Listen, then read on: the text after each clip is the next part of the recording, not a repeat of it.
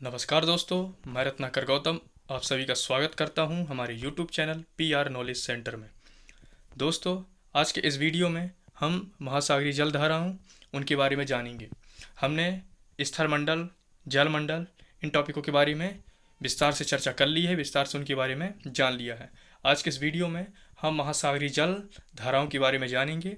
जो महासागर में जो जल धाराएँ उठती हैं उनके बारे में जानेंगे, उनकी परिभाषा, उनकी कितने प्रकार होते हैं, कौन कौन सी होती हैं, उनके बारे में हम सब अच्छे से विस्तार से पूरा जानेंगे। तो देखिए, महासागरीय जलधारा की सबसे पहले परिभाषा कि एक निश्चित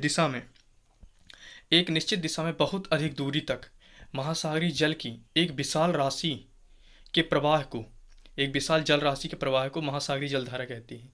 मीन्स एक निश्चित दिशा में बहुत अधिक दूरी तक जो महासागरीय जल होता है, महासागरीय जल के विशाल जल राशि को, जो महासागरीय जल होता है उसकी विशाल जल राशि को, बहुत अधिक मात्रा में जल के एक निश्चित दिशा में प्रवाह होने को क्या कहते हैं? महासागरीय जल धारा कहते हैं। ठीक है, अब देखिए, ये धाराएं दो प्रकार की होती हैं। कौन कौन सी? तो पहली होती है गर्म जलधारा और दूसरी होती है ठंडी जलधारा। देखिए, इनके बारे में विस्तार से जानते हैं। क्या कहलाते हैं ये? गर्म जलधारा निम्न अक्षांश से उच्च अक्षांश की ओर। इन्हें आप ऐसे भी समझ सकते हैं दोस्तों, मैं बता रहा हूँ। आप इन्हें ऐसे भी कह सकते हैं कि समुद्र से मतलब आप ये मान लीजिए कि गर्म जलधारा वो होती हैं जो गर्म स्थान से ठंडे स्थान की ओर चलती हैं। तो जो गर्म स्थान होता है उसको निम्न टेम्परेचर पर रखा जाता है, निम्न टेम्परेचर की श्रेणी में रखा जाता है, और जो ठंडा स्थान होता है उसको उच्च टेम्परेचर की स्थिति में रखा जाता है। समझ रहे हैं? गणना करने में बाकी जो ठंडी चीज़ होती है वो निम्न टेम्परेचर में आती है, लेकिन जब गणना होती है तो जो ठंडी चीज़ होती है उसको उच्च दाब कह देती हैं। तो और जो ठंडा होता है उसको निम्न दाब कह देते हैं। समझ रहे हैं? इस तरह तो ये निम्न अक्षांश से उच्च अक्षांश की ओर बहने वाली जलधारा को क्या कहते हैं? गर्म जलधारा कहते हैं।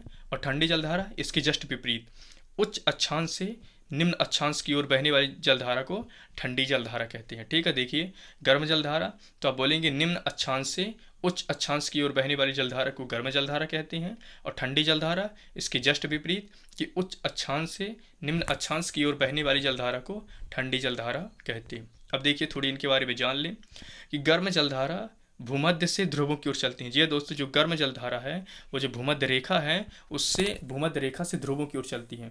ठीक है, यानी आप समझ रहे हैं, भूमध्य में क्या होता है, सूर्य की जो किरणें होती हैं डायरेक्ट पड़ती हैं, जिससे वहाँ का टेम्परेचर अधिक होता है। तो वहाँ से जो जलधारा होंगी तो गर्म हो जाएंगी, तो वो कहाँ की ओर चलेंगी?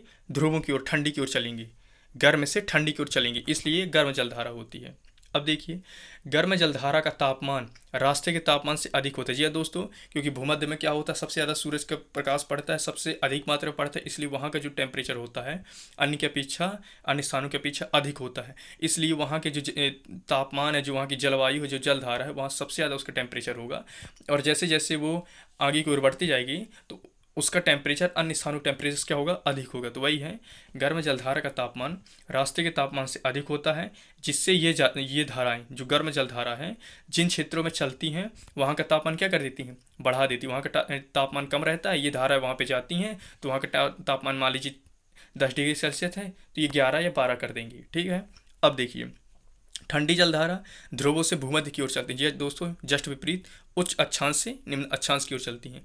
ठंडी जलधारा ठंडी, जहाँ पर सूर्य का प्रकाश आंशिक मात्रा में या फिर यूँ कहें कि पहुँचता ही नहीं है तो ध्रुवों में होता है। तो ये रेखाएं का जो जलधारा है, जो जलधारा वो ध्रुवों से भूमध्य की ओर चलती है। ठीक है, ठंडी जलधारा का तापमान वही है, जस्ट उसके विपरीत है, रास्ते के तापमान से कम होता है, जिससे ये धाराएं जिन क्षेत्रों में चलती हैं वहाँ का तापमान क्या कर देती हैं? घटा देती हैं या कम कर देती है। अब देखिए, उत्तरी गोलार्ध की जलधाराएं। जी हाँ दोस्तों, ये यहाँ पर एक नियम लगता है, इसको ध्यान से सुनिएगा कि जो उत्तरी गोलार्ध की जलधाराएं होती हैं वो दाईं ओर, और जो दक्षिणी गोलार्ध की जलधाराएं होती हैं वो बाईं ओर प्रवाहित होती हैं। यह प्रवाह है, मतलब यह किसके कारण होता है? यह जो प्रवाह है तो कोरिओलिस बल प्रभाव के कारण होता है। ये जो उत्तरी गोलार्ध की जलधाराएं होती है, ये नियम है दोस्तों कि उत्तरी गोलार्ध की जलधाराएं दाईं ओर और दक्षिणी गोलार्ध की जलधाराएं अपने बाईं ओर प्रवाहित होती हैं। यह कोरिओलिस बल के प्रभाव से होती है। अब देखिए, सारगैसो सागर के बारे में हमने बताया था कि हम दो टॉपिकों के बारे में जानेंगे। पहला जो महासागरीय जलधारा हैं, फिर सारगैसो सागर, और जो वायुमंडल है वो तो अभी हम नेक्स्ट वीडियो में, नेक्स्ट टॉपिक में उसके बारे में जानेंगे। नेक्स्ट टॉपिक है वो हमारा। तो अभी देखिए सारगैसो सागर। तो देखिए उत्तरी अटलांटिक महासागर में, जो उत्तरी अटलांटिक महासागर है, मतलब अटलांटिक महासागर का जो उत्तर का भाग है, 20 से 40 अंश उत्तरी अक्षांश तथा 35 से 75 अंश दक्षिणी देशांतर के मध्य चारों ओर प्रवाहित होने वाली, उनकी मध्य चारों ओर प्रवाहित होने वाली जलधाराओं की मध्य, चारों ओर जो प्रवाहित होने वाली जलधाराएं होती है उनकी मध्य स्थित शांत और स्थिर जल के क्षेत्र को सारगैसो सागर कहते हैं। जी हाँ दोस्तों, या फिर आप अपनी भाषा में कह दें कि जलधाराओं के मध्य, जलधाराओं के मध्य स्थित शांत और स्थिर जल के क्षेत्र को, शांत और जो स्थिर है जल के क्षेत्र को क्या कहते हैं? सारगैसो सागर कहते हैं।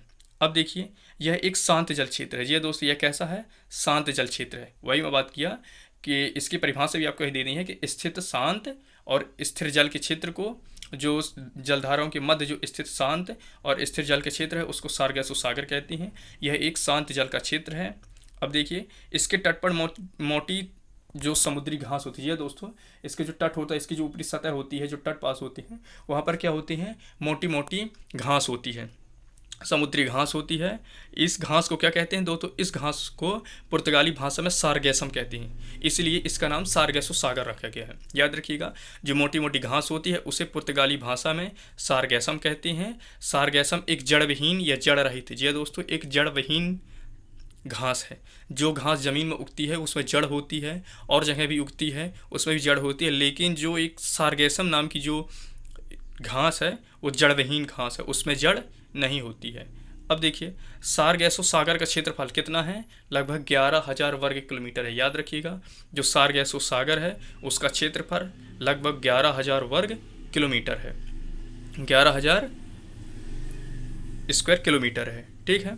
अब देखिए यह अटलांटिक की सर्वाधिक लवणता है। जी दोस्तों, जो सारगैसो सागर है, अटलांटिक जो हम बात किए थे कि उसमें सबसे ज़्यादा लवणता है, तो उसकी 37% लवणता इसमें है, 37%। वह जो वहाँ का औसत वार्षिक तापमान होता है 26% है। यहाँ जो अटलांटिक का है तो 37% लवणता है। और अगर वार्षिक तापमान बात की जाए कि वार्षिक तापमान, औसत वार्षिक तापमान, औसत का मतलब हम समझा चुके थे कि कभी तापमान ज़्यादा होता है, कभी ठंडा होता है, तो सभी तापमान को जोड़कर और उन तापमान, जितनी भी तापमान होती है, जिनकी जितनी गिनती करनी होती तापमानों की, उनसे भाग कर देते हैं तो औसत निकल आता है। तो यह औसत वार्षिक तापमान कितना होता है? 26 डिग्री सेल्सियस है। अब देखिए नेक्स्ट पॉइंट क्या है कि सारगैसम घास को सबसे पहले किसने देखा था? जी हाँ दोस्तों, जो सारगैसम घास है उसको सबसे पहले स्पेन के नाविकों ने देखा था। इसे पुर्तगाल में सारगैसम कहते हैं, इसे स्पेन के नाविकों ने देखा था सबसे पहले। इस सागर को महासागरीय मरुस्थल के नाम से भी जाना जाता है। जी हाँ दोस्तों, ये वेरी इंपॉर्टेंट है। यहाँ से वैसे सभी पॉइंट ही इंपॉर्टेंट होंगे, तो ये याद रखिएगा कि अगर क्वेश्चन पूछ ले कि जो सागर है, ये जो सारगैसो सागर हम पढ़ रहे हैं, अगर पूछे कि सारगैसो सागर को किस नाम से जाना जाता है, तो महासागरीय मरुस्थल के नाम से जाना जाता है। क्यों? क्योंकि इसके ऊपर घास ही घास है, जड़विहीन घास ही दिखाई देती है, इसलिए इसे महासागरीय मरुस्थल के नाम से भी जाना जाता है। अब देखिए न्यू फाउंडलैंड के पास ही गल्फ स्ट्रीम और लेब्राडोर जलधारा मिलती है। जी दोस्तों, गल्फ स्ट्रीम एक गर्म जलधारा है और लेब्राडोर एक ठंडी जलधारा है। इसके बारे में हम पढ़ा चुके हैं। गल्फ स्ट्रीम की गर्म जलधारा और लेब्राडोर की ठंडी जलधारा, ये दोनों कहाँ मिलती हैं? तो ये दोनों न्यू फाउंडलैंड के पास मिलती हैं। याद रखिएगा, गल्फ स्ट्रीम की जलधारा और लेब्राडोर की जलधारा, ये दोनों न्यू फाउंडलैंड के पास मिलती हैं। ठीक है। अब देखिए ग्रैंडलैंड, जो ग्रैंडलैंड है इसके बारे में हम बता चुके हैं, उत्तरी अटलांटिक में ही स्थित है। ग्रैंडलैंड कहाँ स्थित है? उत्तरी अटलांटिक में ही स्थित है, जो कि समुद्री मछली पकड़ने का प्रसिद्ध स्थान है। जी हाँ दोस्तों, ये प्रमुख स्थान है, समुद्री मछली पकड़ने का प्रमुख स्थान है। कौन? ग्रैंडलैंड। कहाँ स्थित है यह? उत्तरी अटलांटिक में, अटलांटिक के उत्तर में। अब देखिए गर्म एवं ठंडी जलधारा के मिलने से, जी हाँ दोस्तों, गर्म एवं ठंडी जलधारा के मिलने से कौन सी घास पाई जाती है? तो याद रखिएगा प्लैंकटन, प्लैंकटन नामक घास पाई जाती है। याद रखिएगा, गर्म एवं ठंडी जलधारा के मिलने से प्लैंकटन नामक घास पाई जाती है। अब देखिए इस कारण वहाँ मत्स्य उद्योग अत्यधिक विकसित हुआ है। जहाँ गर्म एवं ठंडी जलधारा मिलती है तो प्लैंकटन नामक घास होती है, जिससे वहाँ पर क्या हुआ है? मत्स्य उद्योग बहुत अधिक मात्रा में विकसित हुआ है। मछली उद्योग में, उस मछली उद्योग में क्या हुई है? बढ़ोतरी हुई है। अब देखिए नेक्स्ट पॉइंट क्या है कि जापान के निकट क्यूरो सिवा की गर्म जलधारा और ओएस सिवा की ठंडी जलधारा मिलती है, जिससे वहाँ बहुत अधिक घना कुहासा हो जाता है। कुहासा दोस्तों कोहरा, कुहासा एक धुआं टाइप का फैल जाता है और बहुत अधिक घना कुहासा फैलता है, जिससे आसपास की वस्तुएं दिखती नहीं है। तो याद रखिएगा, जब गर्म और ठंडी जलधारा मिलती है कहाँ, जापान के निकट, जो क्यूरो सिवा की गर्म जलधारा है और ओइस सिवा की ठंडी जलधारा है, जब वह दोनों मिलती हैं तो क्या हो जाता है, वहाँ बहुत अधिक घना कुहासा छा जाता है। अब देखिए नेक्स्ट पॉइंट। जी हाँ दोस्तों, अब हम नेक्स्ट टॉपिक में आते हैं। ज्वार भाटा, महासागरी जलधारा, उसके बाद सारगैसो सागर, अब आते हैं ज्वार और भाटा। तो अब देखिए चंद्रमा और इसकी परिभाषा जान लेते हैं कि ज्वार भाटा क्या है। देखिए चंद्रमा और सूर्य की आकर्षण शक्तियों का अनुपात, जो आकर्षण शक्तियाँ होती हैं उनके कारण सागरीय जल के ऊपर उठने एवं नीचे गिरने को ज्वार भाटा कहते हैं। जी दोस्तों, ज्वार भाटा वैसे हमारे एमपी बोर्ड के 8th क्लास में था, एमपी बोर्ड की साइंस के 8th क्लास में था। इसके बारे में उसमें विस्तार से हालांकि बताया हुआ था, फिर भी क्योंकि हमारे टॉपिक का हिस्सा है इसलिए हम इसके बारे में जान लेते हैं और अच्छे से। कि देखिए ज्वार भाटा कहलाता क्या है, कि ज्वार भाटा होता कैसे, चंद्रमा और सूर्य की शक्तियाँ पृथ्वी पर प्रभाव डालती हैं, उनका गुरुत्वाकर्षण बल, उनका आकर्षण बल पृथ्वी पर प्रभाव डालता है, जिसके कारण होता क्या है, पृथ्वी में क्या हो जाता है, सागरी जल में हलचल उत्पन्न होने लगती है। तो सागरी जल में हलचल उत्पन्न होने से कभी उसका जल ऊपर उठा और कभी उसका जल नीचे गया। ऊपर उठना मतलब जमीन की ओर आना और नीचे उठना मतलब वापस समुद्र की ओर जाना। तो इसे क्या कहते हैं, ज्वार भाटा कहते हैं। अगर परिभाषा की दृष्टि से देखें तो याद रखिएगा, चंद्रमा और सूर्य की आकर्षण शक्तियों के कारण सागरीय जल के ऊपर उठने एवं नीचे गिरने को क्या कहते हैं, ज्वार और भाटा कहते हैं। अब थोड़ी इनके बारे में अलग अलग से जान लेते हैं कि ज्वार का है, ज्वार क्या है। तो देखिए सागरीय जल के ऊपर उठकर आगे बढ़ने को, ये दोस्त हमने वही कहा, जो सागरी जल होता है वो ऊपर उठकर आगे बढ़ता है। आगे बढ़ता मतलब जमीन की ओर आता है, आगे बढ़ता है, आगे बढ़ने को क्या कहते हैं, ज्वार कहते हैं। याद रखिएगा, सागरीय जल के ऊपर उठकर आगे बढ़ने को ज्वार कहते हैं। और भाटा सागरीय जल के नीचे गिरकर पीछे लौटने को, अब मतलब समुद्र की ओर लौटने को क्या कहते हैं, भाटा कहते हैं। अब देखिए चंद्रमा, जो नेक्स्ट पॉइंट क्या है वो इंपॉर्टेंट है ये, कि चंद्रमा का ज्वार उत्पादक बल सूर्य की अपेक्षा दुगना होता है। जी हाँ दोस्तों, जो चंद्रमा का ज्वार उत्पादक बल होता है, ज्वार उत्पादक मतलब ज्वार उत्पन्न करने का मतलब लहर ऊपर उठने का, आगे बढ़ने का, जो उसका उत्पादक बल होता है वह सूर्य की अपेक्षा अधिक होता है। जबकि सूर्य बड़ा है लेकिन उसके बावजूद चंद्रमा का जो उत्पादक बल होता है वो सूर्य से दुगना होता है। क्यों? क्योंकि क्या है, सूर्य पृथ्वी से बहुत अधिक दूरी पर है जबकि चंद्रमा बहुत अधिक पास पर है, इसलिए उसका जो प्रभाव होता है, अब चूंकि सूर्य का आकार ज़्यादा है लेकिन दूरी बहुत ज़्यादा है इसलिए उसका प्रभाव कम हो जाता है। चंद्रमा भले सूर्य की अपेक्षा छोटा है लेकिन बहुत अधिक पास में है, इसलिए उसका जो बल है वह सूर्य से क्या हो जाता है, दुगना हो जाता है। उसका जो उत्पादक बल है, ज्वार उत्पादक बल है, वह दुगना हो जाता है। क्यों? क्योंकि यह सूर्य की तुलना में पृथ्वी के बहुत अधिक पास में है। देखिए उच्च ज्वार, तो उच्च ज्वार, अब हम थोड़ी उच्च ज्वार और निम्न ज्वार के बारे में जान लेते हैं। ज्वार भाटा हम समझ चुके हैं, अब थोड़ी उच्च ज्वार और निम्न ज्वार। तो देखिए उच्च ज्वार क्या है, अमावस्या और पूर्णिमा के दिन। जी दोस्तों, अमावस्या पूर्णिमा से हम भली भांति परिचित हैं। अमावस्या जिस दिन चंद्रमा बिल्कुल नहीं दिखाई देता है, और पूर्णिमा जिस दिन चंद्रमा हमें पूरा स्पष्ट दिखाई देता है। तो अमावस्या और पूर्णिमा के दिन पृथ्वी, सूर्य और चंद्रमा तीनों एक सीध में होती हैं, जिससे क्या होता है, इस दिन उच्च ज्वार आता है। याद रखिएगा, अमावस्या के दिन और पूर्णिमा के दिन पृथ्वी, सूर्य, चंद्रमा एक सीध में होते हैं, इसलिए इस दिन उच्च ज्वार आता है। अब देखिए निम्न ज्वार। निम्न ज्वार क्या है, दोनों पक्ष दोस्तों, दो पक्ष होते हैं एक महीने में, एक शुक्ल पक्ष और एक कृष्ण पक्ष। इन दोनों से हम भली भांति परिचित हैं। तो दोनों पक्षों की सप्तमी या अष्टमी को, यानी कभी सप्तमी या फिर कभी अष्टमी को, सूर्य और चंद्रमा पृथ्वी के केंद्र पर समकोण बनाते हैं। जी हाँ दोस्तों, पृथ्वी केंद्र पर होती है मान लीजिए, और सूर्य और जो चंद्रमा है वो कोण पर होती हैं। या आप यूँ कहें कि पृथ्वी के जस्ट ऊपर मान लीजिए अगर सूर्य है तो पृथ्वी के जस्ट सम्मुख क्या हो जाएगा, चंद्रमा। या फिर पृथ्वी के जस्ट ऊपर अगर चंद्रमा है तो पृथ्वी के एकदम सीध में क्या हो जाएगा, सूर्य। तो 90 अंश का कोण बनता है, समकोण बनता है। इस स्थिति में होता क्या है, तो इस स्थिति में दोस्तों ये होता है कि सूर्य और चंद्रमा दोनों पृथ्वी पर अपना बल लगाती हैं। दोनों क्या करते हैं, पृथ्वी पर अपना आकर्षण बल लगाती हैं, जिसके कारण दोनों क्या होते, दोनों बल लगाते हैं तो बल संतुलित करते हैं। बल क्या होता है, पृथ्वी पर बल संतुलित करते हैं, तो संतुलित करने के चक्कर में क्या हो जाता है, उनका बल क्या हो जाता है, प्रभावहीन हो जाता है। अब चूंकि दोनों बल लगा रहे हैं और समकोण स्थिति पर, तो एक ऊपर से बल लगा रहा है, एक साइड से बल लगा रहा है, तो क्या हो जाता है, बल प्रभावहीन हो जाता है। बल संतुलित करने के चक्कर में इनका बल क्या हो जाता है, प्रभावहीन हो जाता है। इस दिन क्या होता है, निम्न ज्वार आता है। ठीक है दोस्तों, तो देखिए वही लिखा हुआ है कि दोनों पक्षों की सप्तमी या अष्टमी को सूर्य और चंद्रमा पृथ्वी के केंद्र पर समकोण बनाती हैं। इस स्थिति में सूर्य और चंद्रमा पृथ्वी के आकर्षण बल एक दूसरे को संतुलित करने के प्रयास में प्रभावहीन हो जाती हैं। जी दोस्तों, वही नष्ट हो जाती हैं। इस दिन क्या होता है, निम्न ज्वार आता है। अब देखिए नेक्स्ट पॉइंट क्या है, ये भी इंपॉर्टेंट है कि पृथ्वी के प्रत्येक स्थान पर प्रतिदिन पर डे 12 घंटे और 26 मिनट के बाद ज्वार आता है। जी हाँ दोस्तों, याद रखिएगा 12 घंटे और 26 मिनट के बाद ज्वार आता है, यानी दिन में 2 बार ज्वार आता है। याद रखिएगा 12 घंटे और 26 मिनट के बाद ज्वार आता है।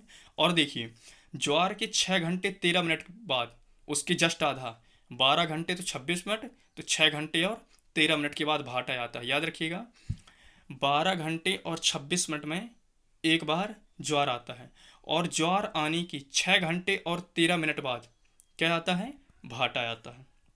अब देखिए ज्वार एक दिन में 2 बार आता है। जी दोस्तों, वही मैं बताया कि 12 घंटे और 26 मिनट में एक बार आया, तो 24 घंटे का दिन होता है, तो 2 बार आ गया। ज्वार एक दिन में 2 बार आता है, कब, एक बार चंद्रमा के आकर्षण बल से और दूसरी बार पृथ्वी के अपकेंद्रीय बल से। याद रखिएगा जो ज्वार दिन में 2 बार आता है, एक बार चंद्रमा के आकर्षण बल से आता है और दूसरी बार कब होता है, पृथ्वी के अपकेंद्रीय बल से आता है। अब देखिए नेक्स्ट पॉइंट कि ज्वार समानतः दिन में 2 बार आता है। जी हाँ दोस्तों, लेकिन दिन में 2 बार आता है समानतः, यानी अधिकांश स्थान पर, बहुत अधिक स्थान पर। लेकिन इंग्लैंड के दक्षिणी तट पर, जो इंग्लैंड के दक्षिणी तट पर एक स्थान है, कौन सा, साउथहैम्पटन। याद रखिएगा इंग्लैंड के दक्षिणी तट पर स्थित साउथहैम्पटन में ज्वार प्रतिदिन 4 बार आता है। अन्य स्थानों पर ज्वार दिन में 2 बार आता है, लेकिन इंग्लैंड के जो दक्षिणी तट पर साउथहैम्पटन स्थित है, वहाँ पर ज्वार एक दिन में, या आप कहें कि प्रतिदिन 4 बार आता है। कब कब, देखिए 2 बार इंग्लिश चैनल से आता है। जी हाँ दोस्तों, इंग्लिश चैनल से हम परिचित हैं, इंग्लिश चैनल से आता है, और 2 बार उत्तरी सागर से होकर आता है, विभिन्न अंतरालों से पहुँचते हैं। तो याद रखिएगा जो इंग्लैंड का जो साउथहैम्पटन है, वहाँ पर ज्वार 4 बार आता है, 2 बार इंग्लिश चैनल से और 2 बार उत्तरी सागर से होकर विभिन्न अंतरालों में पहुँचते हैं। अब देखिए महासागरीय जल की सतह का औसत दैनिक तापांतर नगण्य होता है। जी हाँ दोस्तों, ये पॉइंट थोड़ी ध्यान से सुनिए। इसका मतलब ये है कि जो पूरी सतह होती है, जो महासागरीय जल होता है, पूरे महासागरीय जो जल है, उनकी जो सतह का औसत तापांतर होता है। तापांतर मतलब उनके ताप में अंतर। आप कहें कि या आप ऐसे समझ लीजिए कि आप शुरुआत समुद्र में नाव में बैठे, जहाज में बैठे, आप यहाँ से तैरना प्रारंभ किया, या यूँ कहें कि जहाज में बैठे और जहाज चलना प्रारंभ की। आप 25 किलोमीटर का सफ़र तय कर लिए, तो 1 किलोमीटर से लेके 25 किलोमीटर तक उसकी जो सतह का ताप है वो एक बराबर होगा।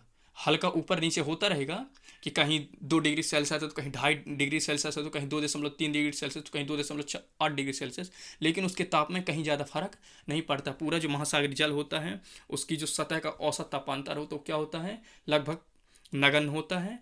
समथिंग कितना होता है, 1 डिग्री सेल्सियस, 1 डिग्री सेल्सियस के आसपास ही होता है, इससे ऊपर नहीं होता है। ठीक है, लेकिन अगर ज़मीन की बात की जाए तो ज़मीन कहीं बहुत ज़्यादा ठंडी है, कहीं बहुत ज़्यादा ज़मीन गर्म होती है, लेकिन महासागरीय जल ऐसा नहीं होता। महासागरीय जल की जो औसत सतह का, जो उसकी सतह का औसत दैनिक तापांतर है, वह नगण्य होता है। याद रखिएगा, इंपॉर्टेंट पॉइंट है।